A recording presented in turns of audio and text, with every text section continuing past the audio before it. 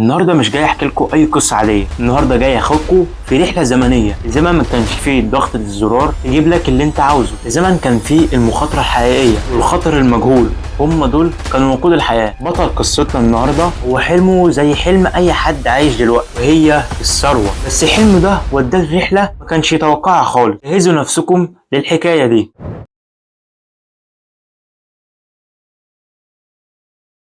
ازيكم عاملين ايه؟ انا احمد سعيد، ولو اول مره بتشوف قناتي انا بتكلم عن القصص والحكايات. لو بتحب النوع ده من المحتوى ما تنساش تشترك في القناه وتفعيل زر الجرس عشان يوصلك كل جديد، وجهز مشروبك المفضل وعاوزك تستخدم خيالك عشان تستمتع بالقصه.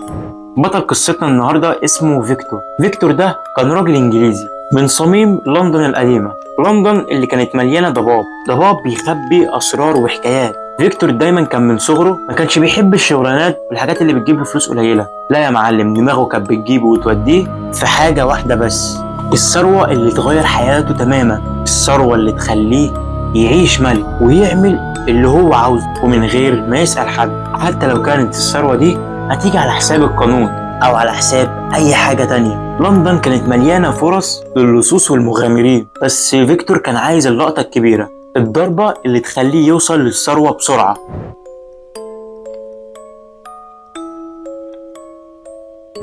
في يوم من الأيام كان قاعد في شقة قديمة مع سمسار واحد صاحبه. كانت الأوضة دي ضلمة ومكتومة، كانت معمولة علشان يعملوا فيها خطط النصب على الناس. السمسار ده كان سمسار تحف، نصاب يعني. ولما كان قاعد مع السمسار ده كان قاعد قاعدة زي بتاعت الأفلام اللي بنشوفها، بيشرب سيجارة اللي ريحتها مية المكان كله. وفجأة طلع من جيبه زجاجة صغيرة وكان شكلها غريبة جدا وملفوفة بشكل أول مرة يتشاف، ولونها كان يشد الانتباه. والإزازة دي كان جواها سائل أحمر غامق وكان بيلمع بطريقة غير طبيعية، كأنه كائن حي جوه الإزازة. السمسار بص لفيكتور بنظرة كلها تحدي وغموض وقرب منه وقال له: يا فيكتور، ده الزئبق الأحمر. فيكتور أول مرة يسمع الاسم ده في حياته، من الآخر كده جديد عليه، ما يعرفش هو إيه ولا بيعملوا بيه إيه ولا حتى منين بيجي ولا قيمته الحقيقية إيه. لكن الراجل كمل بابتسامة صفرة، ابتسامة كأنه ماسك مفتاح الجنة أو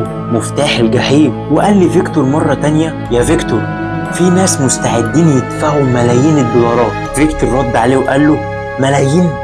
علشان الإزازة دي. الكلمة دي رنت في ودان فيكتور ونسي كان جاي للراجل ايه اصلا، وحس ان هي دي الفرصة الذهبية اللي كان مستنيها طول عمره، مع انه ما كانش فاهم اي حاجة عن السائل ده. بس لما سمع كلمة ملايين عقله خلاص قفل على كده. الزئبق الاحمر ده بقى تارجت بالنسبة له، وبقى حلم جديد لازم يحققه.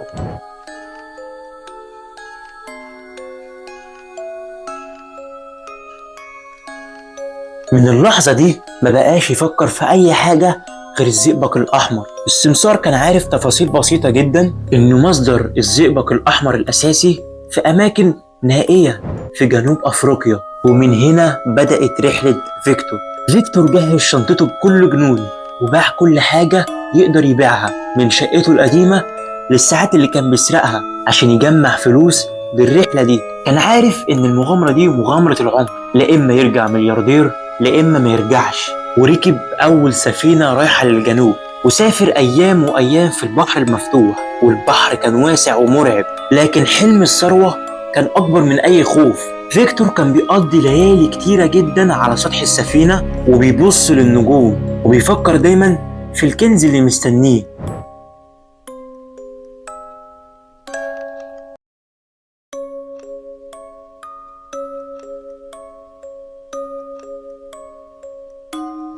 لما فيكتور وصل لجنوب أفريقيا الدنيا هناك كانت مختلفة تماما، كأنها كوكب تاني عن لندن. الشمس كانت حامية جدا وبتلسع، وهو مش متعود كده على أجواء لندن، والناس كانت بلون تاني وبلغة صعبة وعادات وتقاليد كلها ألغاز. وأول محطة ليه كانت في كيب تاون، كانت مدينة جميلة على المحيط، لكن فيكتور ما كانش جاي يستمتع ولا يتفسح هنا. وأول لما نزل من السفينة كان نفسه يدور على الخيط الأول. قعد يسأل ويدور في الأسواق القديمة، في المحلات الصغيرة، في أي مكان يكون فيه أي معلومة عن الزئبق الأحمر. وكل خيط كان بيوديه لخيط تاني، ورحلة كانت بتوديه لرحلة تانية. والرحلة الأولى ليه هناك كانت بالقطر، فيكتور ركب قطر قديم جدا ومشي ايام في وسط الصحراء الشاسعة، كانت الشمس بتحرق الرمل والارض، كان بيشوف قبائل بدائية على اطراف الصحراء، ناس عايشين حياة مختلفة تماما عن اي حاجة شافها في حياته. كان لازم يتأقلم مع الظروف الصعبة دي، قلة الاكل والماء اللي مش نظيفة والحرارة اللي تخليه يتجنن. والرحلة اللي بعديها على طول كانت بالعربية، منطقة جبلية وعرة، كان راكب عربية نص نقل مع واحد المفروض ان هيوديه للمكان، وبتمشي في حفر ومطبات وعرة، وساعات كتير العربية كانت بتتعطل في نص الطريق، وفيكتور كان بيضطر يمشي ساعات على رجليه طويلة، كان بيمشي على حافة جبل ضيقة جدا، كان حاسس لو وقع منها مش هيلاقوا له حتى أثر، والخطر كان موجود في كل خطوة من الحيوانات المفترسة للرحلة الصعبة دي. الرحلة اللي بعدها كانت في قلب الأدغال، وفيكتور وصل لقلب الأدغال الإفريقية، كانت أدغال كثيفة جدا وأشجارها عملاقة، كان من كل حتة أصوات الطبيعة من الطيور للقردة، وكان من ضمن الخيوط اللي سمعها عن القرى إن الزئبق الأحمر بيبقى موجود في أحشاش الخفافيش، ودخل فعلا فيكتور في كهوف في غابات أفريقيا عشان يدور على الزئبق الأحمر، لكن كل محاولاته باءت بالفشل، وهناك لقى ناس غريبة جدا،